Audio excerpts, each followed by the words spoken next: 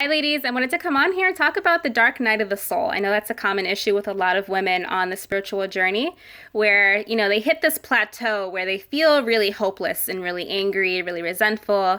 It can feel really isolating and really empty and kind of sad. It's a really deep, intense feeling of sadness and emptiness. And I can totally relate to this. I had my dark night of the soul back in 2016. And, I just remember a lot of sadness and a lot of anger and resentment. And it was like this really dark feeling of heaviness that was just haunting me for a long time. And what I learned on my journey is that what was coming up for me was different things from my childhood that I had repressed over the years. It was a lot of childhood pain and memories and belief systems that were coming up for me to heal and to reclaim. And, it's just a part of being human. We learn over the years to kind of suppress and repress certain aspects of ourselves that we don't know how to navigate and process.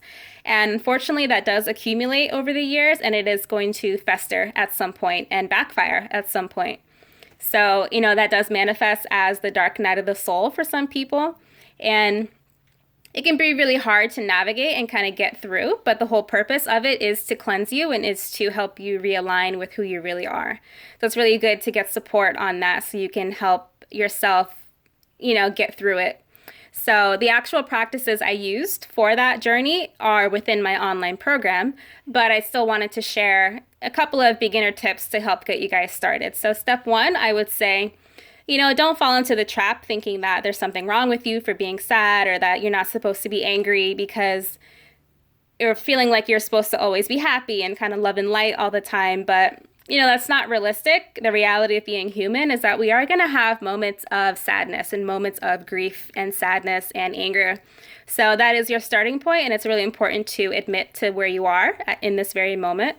And then step two is learning how to create the intimacy with those feelings that are coming up for you, creating that intimacy and that connection with yourself.